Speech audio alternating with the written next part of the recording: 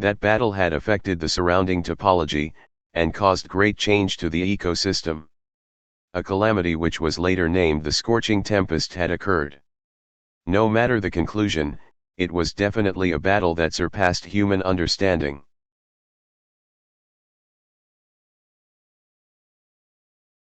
The only silver lining was that it had taken place over the ocean.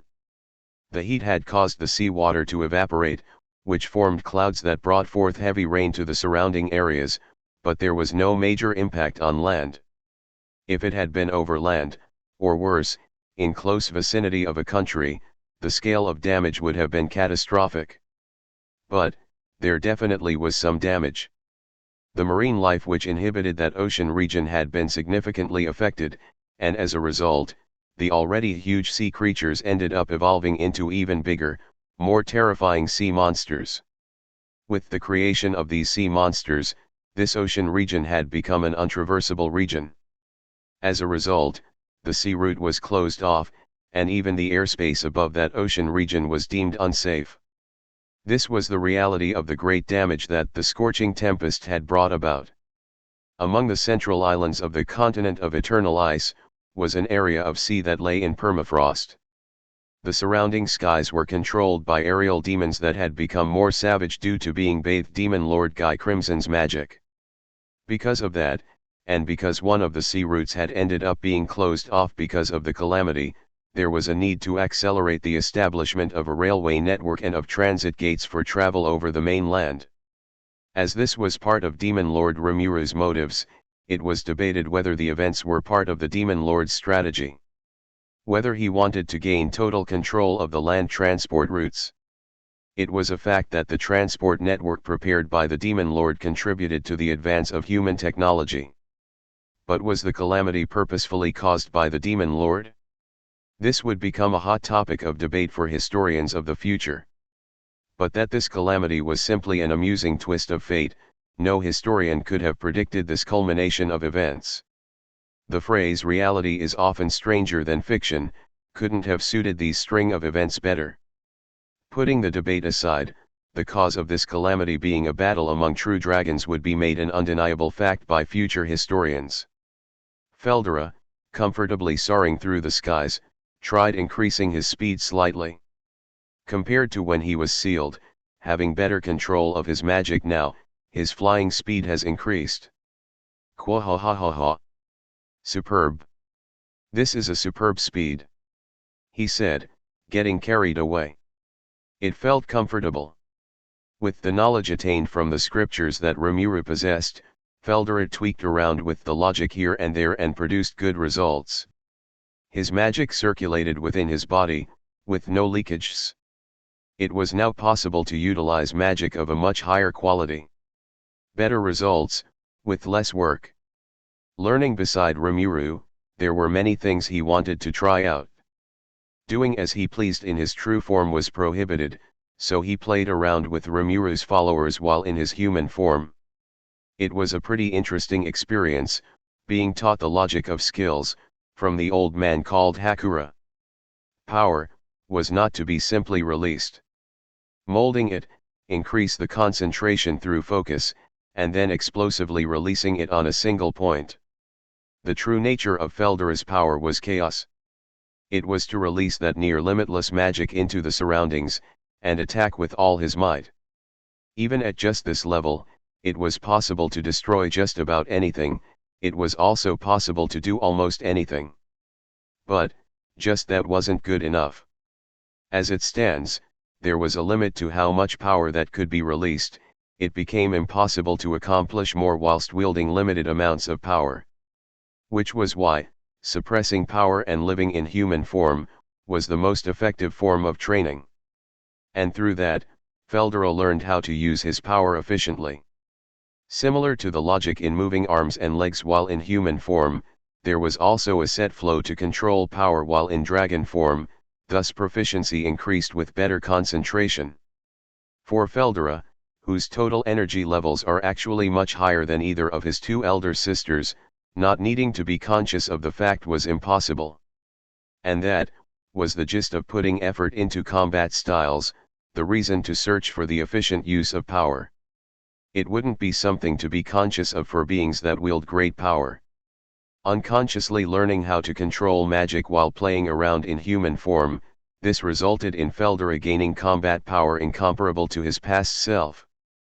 Feldera himself only felt lighter somewhat, being unaware of the difference. Concentrating, Feldera attempted to fly at full power. At that moment, his body started to adopt a form that was more suitable, and he easily surpasses the speed of sound. The fastest among the 4 existing true dragons was Scorch Dragon Velgrund. But at present, Feldera could attain speed which could rival the fastest. Due to reaching the speed that he had never reached before, unknowingly, he was fast approaching the Empire's aerial fleet. "Hey, Feldera. The Empire's straight ahead. You're gonna run right into them if you keep going like that." He was already within 1 hour away from contact, when he received Rimuru's message through telepathy. Seeing the slightly panicking Rimuru, Feldera's thoughts became composed. Wait a sec. The Empire was headed for Rumina's, but couldn't this be his time to shine? Having finally gotten something of a power-up, wouldn't this be fitting opportunity to test things out? Even if I defeated all the enemies here without working together with Rumina's, it wouldn't be a problem, right? Such thoughts went through his mind.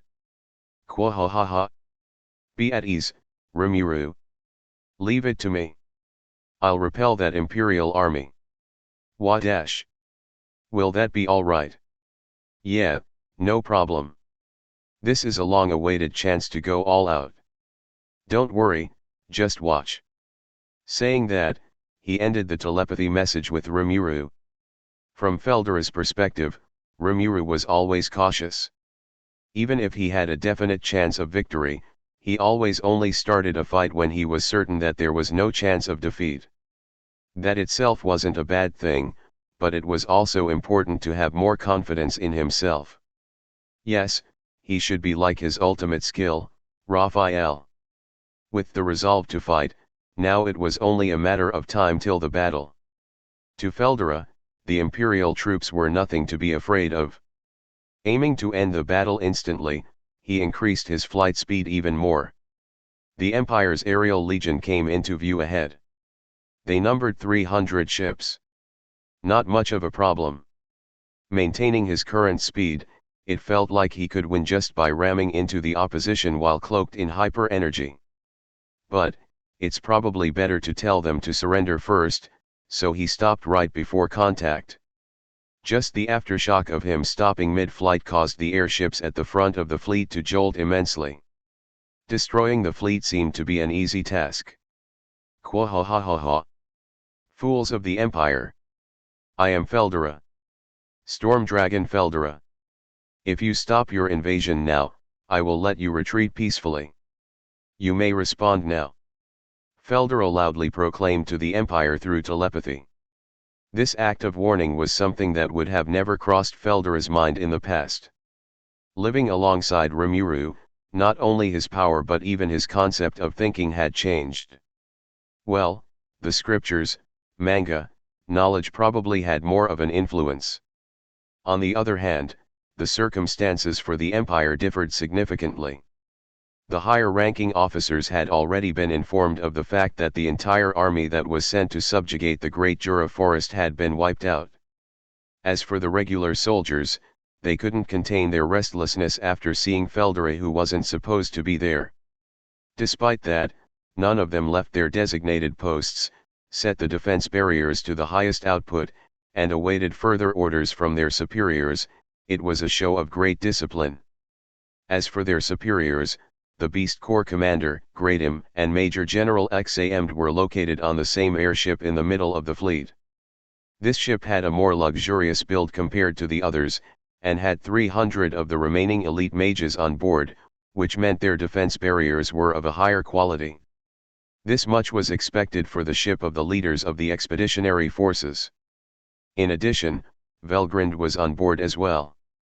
As proxy for the Emperor, she was highest in the chain of command. To Greatim, who had no idea who she was, it wasn't an amusing proposition, but he nonetheless could feel that she was not to be underestimated.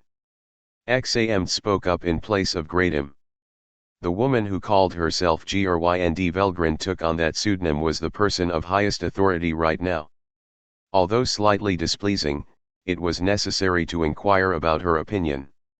Grynd Dano, what shall be our course of action? Velgrind smiled wryly, and answered with another question. XAM'd, are we able to fire the magic canceller currently? Also, it doesn't seem enough, but how much of a fight can we put up with the forces currently on hand? Let's see. We didn't think there would be an air battle, we don't have enough mages for this. Our opponent is that Feldera, so our current forces just won't be enough. We would be able to perform better if we had, say, 100 ships with 400 elites on each. Transport ships aren't gonna do much against Feldera, huh? Very well. Not much choice, I will go then. You all should hurry and withdraw from the battle zone. What? You intend to go alone? Gradim was shocked at Velgrind's words. She glanced back and... Yes. It's good that I came along with the expedition. Even Rudra couldn't have foreseen these turn of events. Assemble those who can use the magic cancellers and reform our composition. Do this swiftly while I buy time. Make sure to be able to fire anytime, and aim for the moment I create an opportunity. Fire the moment I give the signal. Understood. This should already be obvious, get in contact with Rudra. If you understand, then hurry and get to work. I'll be heading out. Orders came in like a volley of arrows. Gradim was stunned, and couldn't compute the orders, but Velgrind paid him no heed, and opened the bridge doors. She opened the doors with no hesitation and flew out toward the skies. That's suicide. As Gradim thought of that, he lost all words at the scene before his eyes. Grynd Velgrind flew out to the skies, and, after a brief flash of red light, transformed into her dragon mode in a dazzling display of cardinal aura. Wadash! Could it be Cardinal Velgrind? The guardian deity of the Empire, Velgrind Sama. Gradim came back to his senses after XAM's surprised outburst. And immediately said, I shall contact the Emperor. Hurry up and reform the ranks. You all heard what Velgrind Sama said. Assemble the mages, land the remaining ships down to the ocean. The orders were given. The voice brought the soldiers back to their senses. Their hearts were momentarily stolen by the otherworldly beauty of the shining scarlet dragon. To face the despair brought by the appearance of Feldera, the legendary guardian of the Empire had taken form, so it couldn't be helped that the soldiers got caught up in the moment. But, Gradim's stern rally was more than enough to bring them back. For the soldiers who were mesmerized by the advent of Scorch Dragon Velgrind, it brought them back to reality.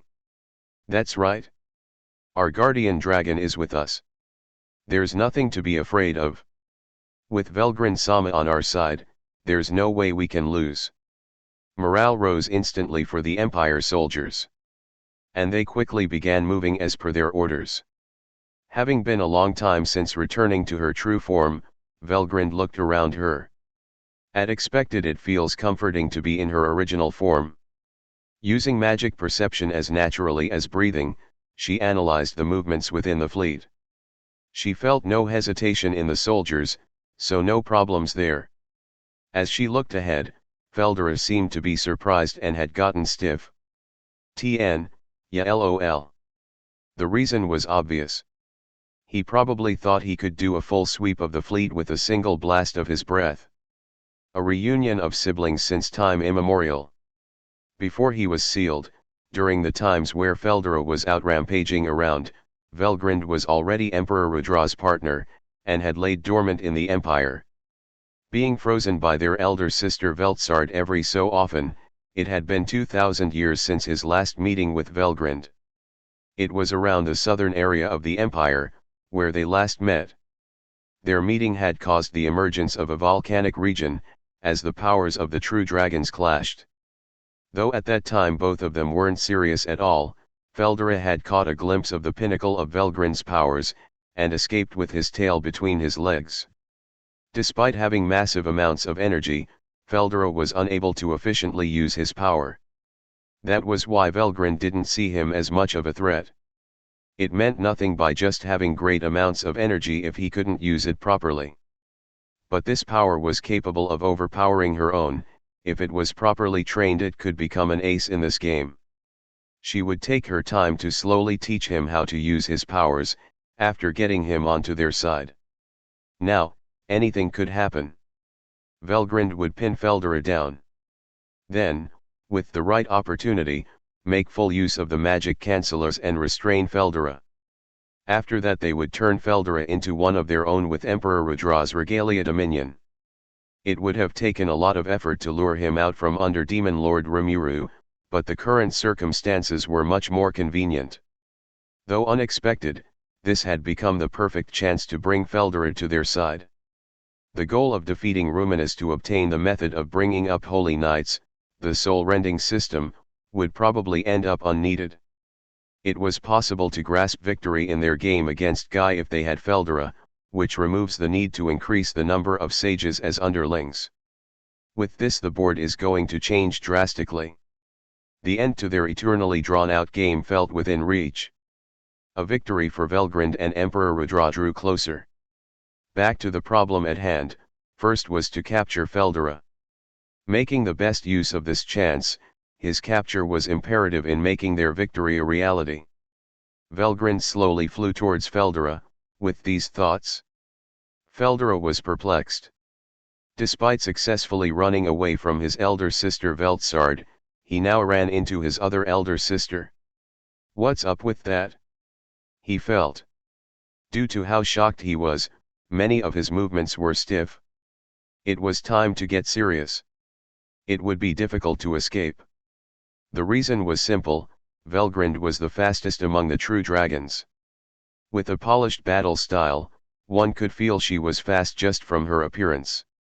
Well, appearance didn't really matter. Competing in speed was a moot action, and for fighting, the current location was good. If he ended up destroying Ruminus country again, he felt like he was definitely going to be chased around till his last breath. Ruminus wasn't the kind to joke around, and after watching what Rimuru did to build up his country, it was kind of obvious she would get angry. Even if it wasn't Ruminus, if Tempest was destroyed, Rimuru would utterly decimate the culprit. With that in mind, there was no need to relocate the battlefield to somewhere populated. Although it was kind of a pain, the opposition also seems to be getting ready for battle, to arms then. But, seeing his elder sister Velgrind ally with the Empire was a little unexpected. It would have been possible to clean up this fleet of dinky airships with a single blast of breath, Feldora thought. And earning a favor from Ruminus in the process, he wanted to get her to forget about the past destruction of her country. It would have been a great opportunity, but life was never that easy. Oh well, it seemed Velgrind was all gung-ho about this, so he would follow suit.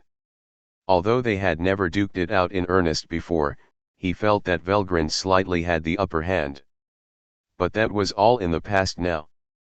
Feldora had obtained new powers, with help from Rimuru. Quahahaha. How about I see what I'm capable of, with this elder sister of mine as the opponent? With such thoughts, Feldora felt more motivated. Feldora put his focus on Velgrind, and entered his battle stance. And so, a battle of the current century between true dragons erupts.